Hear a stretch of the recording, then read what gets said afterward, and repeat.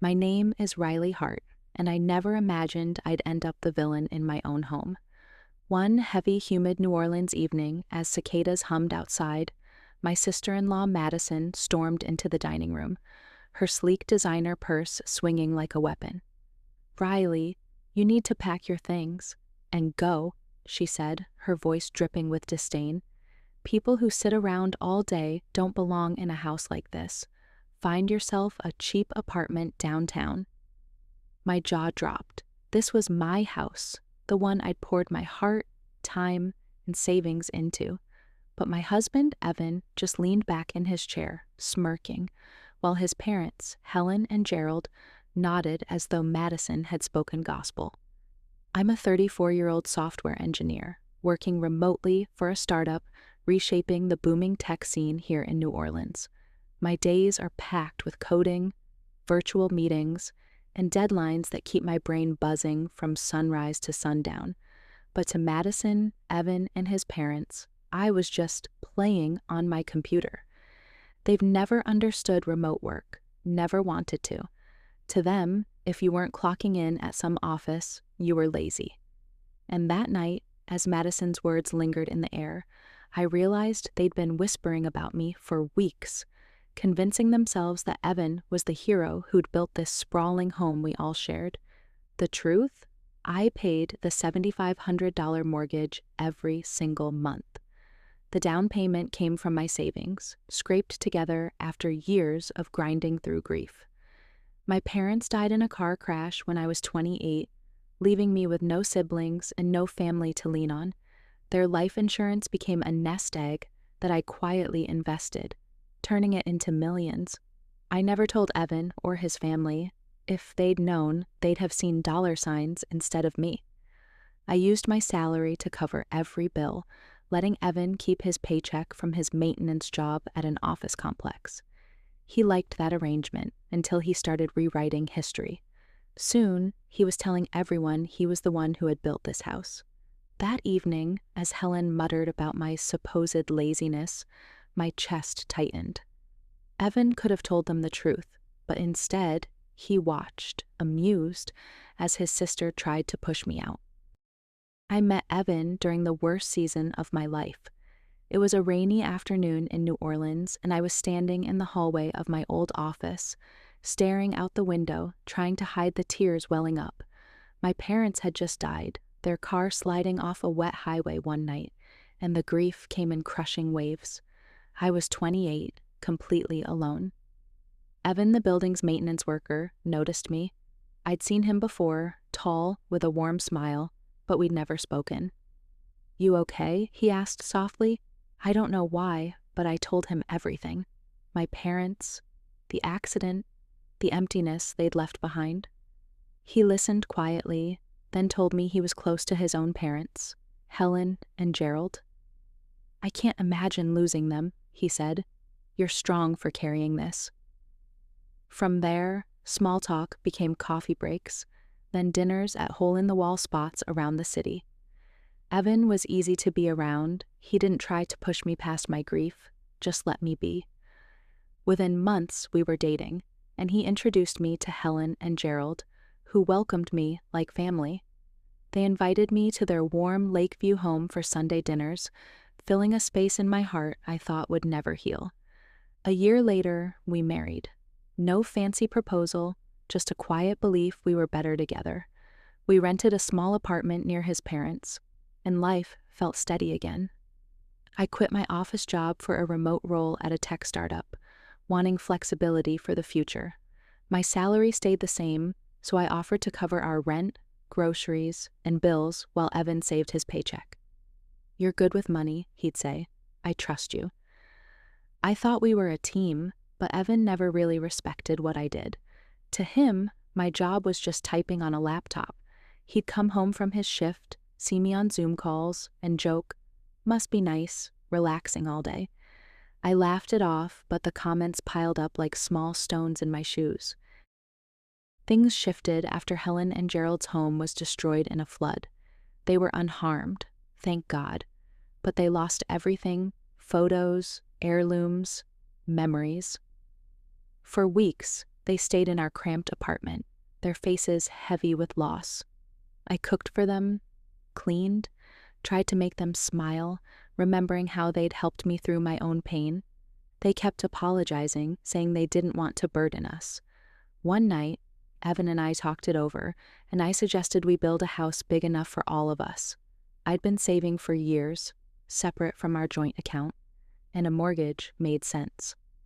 Evan agreed, and Helen and Gerald lit up at the idea. We found a lot in a quiet suburb and started planning. I didn't know then that Evan was already rewriting our story, telling everyone he was the one making it happen.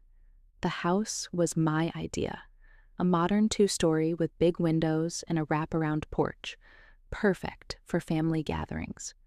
I put down the deposit from my savings and took out a mortgage in my name, knowing my tech job could handle the $7,500 monthly payments. Helen and Gerald wanted features like a walk-in shower for their aging knees, and Evan insisted on a home theater, saying, "If we're doing this, let's do it right." The cost ballooned, but I agreed, thinking we'd live there forever. What I didn't expect was Evan taking credit for it all. He bragged to Helen and Gerald, saying, "I'm building y'all a palace." They'd beam, thanking him at every turn, while I sat there, my contributions invisible. I asked Evan to stop, saying, "Just tell them I'm paying for it." He waved me off. "It's not a big deal, Riley. Let me have this." But it was a big deal. Helen and Gerald started dropping hints, saying I should be grateful to Evan for letting me live in his house. I bit my tongue, not wanting to hurt their feelings, but the resentment grew. Then I caught Evan lying outright, telling his parents he worked at my old tech company, not as a maintenance worker, but as some corporate hotshot.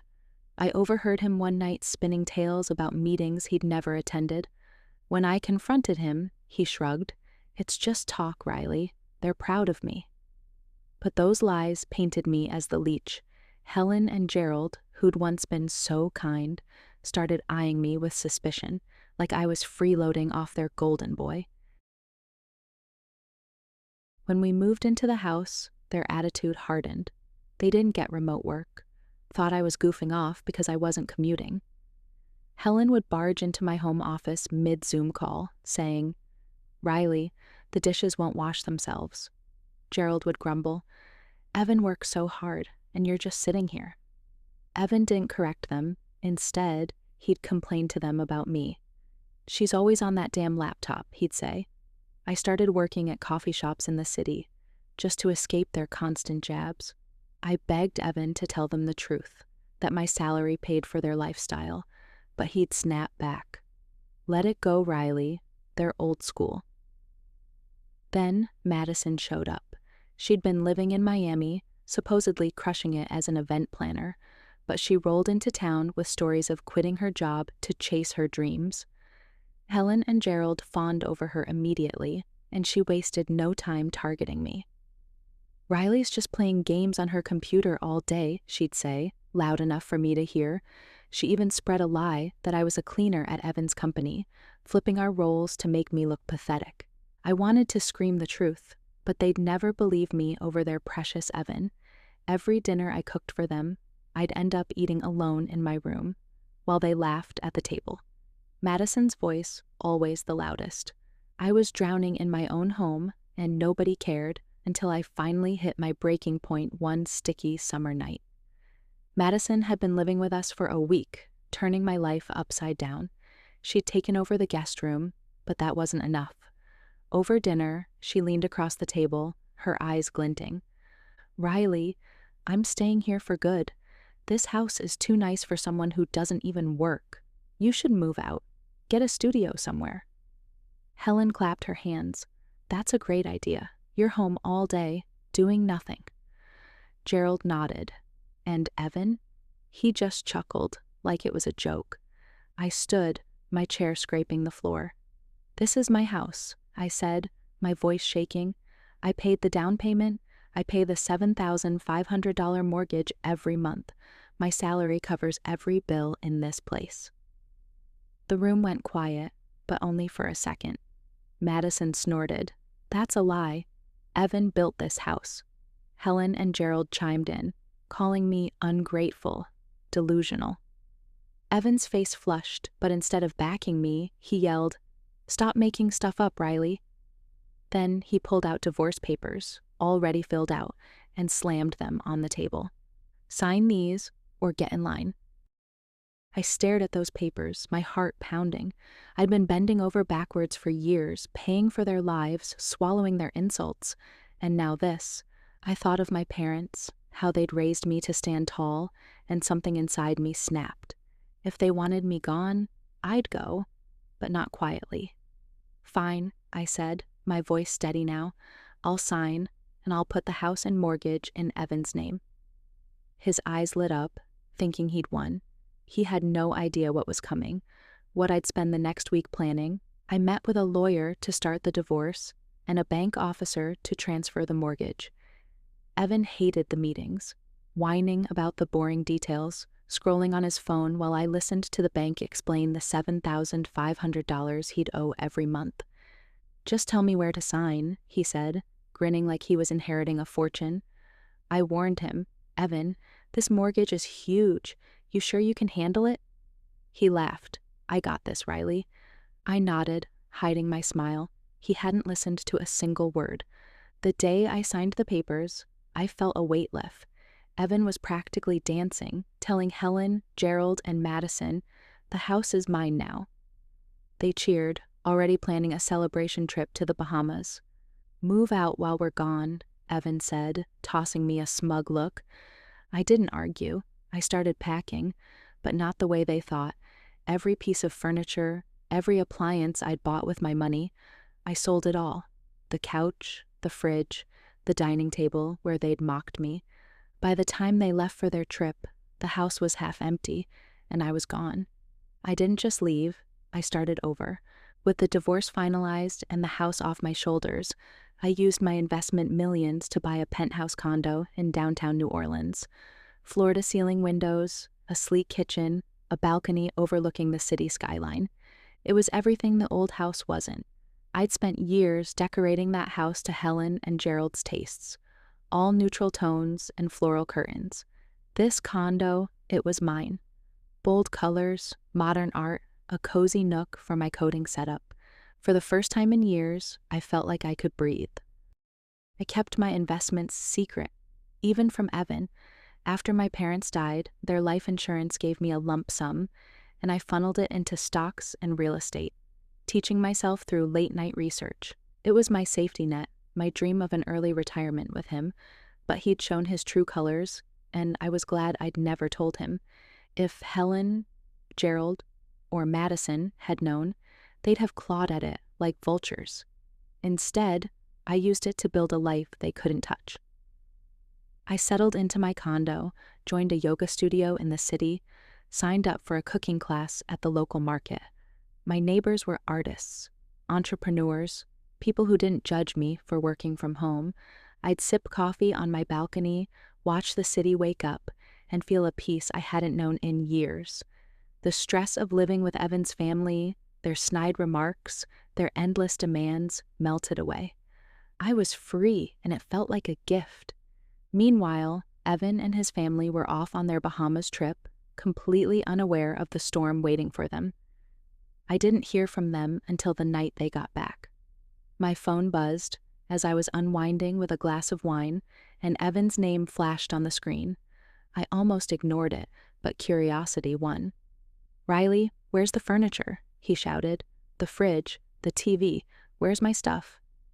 I leaned back, smiling. "I sold it, Evan. I paid for it. So it was mine to sell. You're a big shot now. Buy your own." He sputtered, demanding I replace everything, but I cut him off. "You wanted the house. It's all yours." Then I hung up, blocking his number for the night. I'd spent years carrying their weight. Not anymore. A month later, Evan called again. I was heading home from yoga, my muscles loose and my mind clear, when his number popped up. I answered, thinking it might be about leftover divorce paperwork. Instead, he was screaming. "What the hell, Riley? $7,500 a month for the house?" I stopped on the sidewalk, a laugh bubbling up. He'd finally opened a mortgage statement. You signed the papers, I reminded him. I thought the loan was paid off. Why didn't you tell me? I did, I said. You were too busy playing on your phone to listen. He kept ranting, saying Helen and Gerald's flood insurance should have covered it, but I shut him down. That house cost millions, Evan.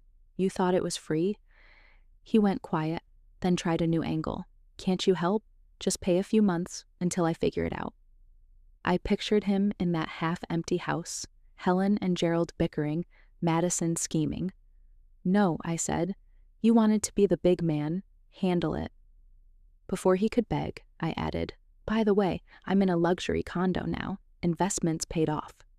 His silence was sweeter than any apology. Over the next few weeks, Evan kept calling, each time more desperate. I ignored most, but one voicemail slipped through. Riley, please, he said, his voice cracking. The bank's sending notices. What do I do? I didn't call back. He'd made his bed, and I wasn't tucking him in. I focused on my life, coding for my startup, perfecting my jerk chicken recipe, hosting game nights with my neighbors. New Orleans felt alive, and so did I. But Evan's world was crumbling. I heard through a mutual friend that he'd ignored the bank's warnings, thinking someone else would handle the mortgage. Helen and Gerald had blown their savings on that Bahamas trip, expecting Evan to foot the bills. Madison, who'd bragged about her Miami success, was hiding a secret. She'd been fired for stealing from her company, using the cash to fund her club-hopping lifestyle. Evan, meanwhile, had burned through his savings, pretending to be a corporate star. They were all pointing fingers, but none of them could pay. The house was seized a few months later. I got the full story from that same friend who lived near Evan's old neighborhood. The bank had sent warning after warning, but Evan, Helen, Gerald, and Madison ignored them, each assuming someone else would magically fix it. When a final notice demanded the full loan balance, they did nothing. An enforcement officer showed up, announcing the house would be auctioned. Evan called me that day, his voice frantic. Riley, they're taking the house. Can't you pay it off? You've got that condo money. I was in my kitchen, chopping vegetables for a cooking class recipe, when he called. Evan, I said, you signed for that mortgage. It's your problem. He begged, saying Helen and Gerald were broke. Madison was jobless, and he couldn't cover it. Pull your savings together, I suggested, knowing they had none. He admitted they'd seen the notices, but ignored them, thinking I'd bail them out. We're strangers now, I said. Figure it out.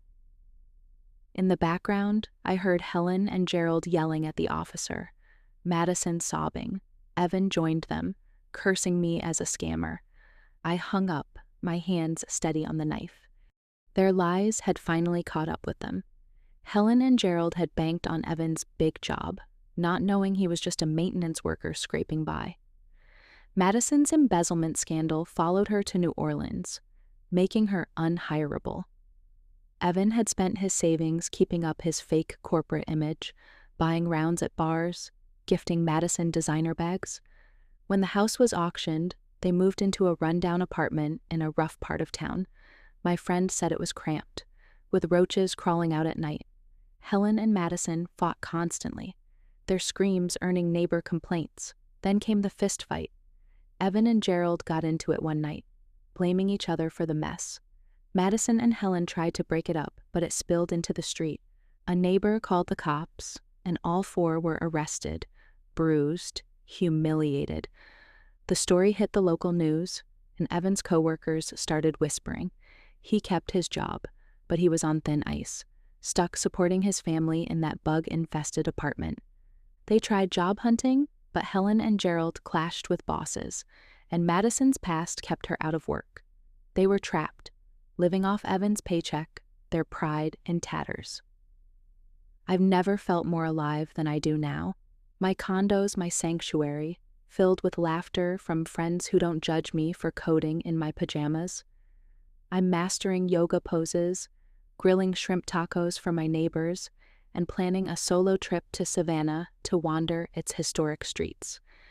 New Orleans is my home, but I'm finally living for me.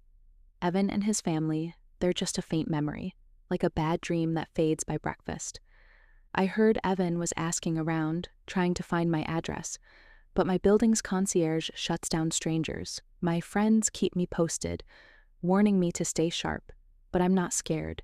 I've built a life they can't touch. Looking back, I see how I let Evan's family dim my light.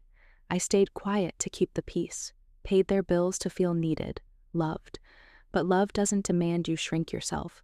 Leaving that house, signing those papers, was the hardest thing I've ever done, and the best.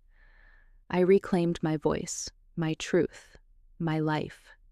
Evan, Helen, Gerald, Madison, they're reaping what they sowed, blaming each other in that crumbling apartment. I don't wish them harm, but I don't carry their weight anymore. My parents' memory lives in me, in the courage I found to walk away. And to everyone who's followed my story, thank you. You've been with me through betrayal, heartbreak, and a hard-won victory. If this resonated, hit that subscribe button and join our community where every story is a spark of truth, resilience, and rebirth.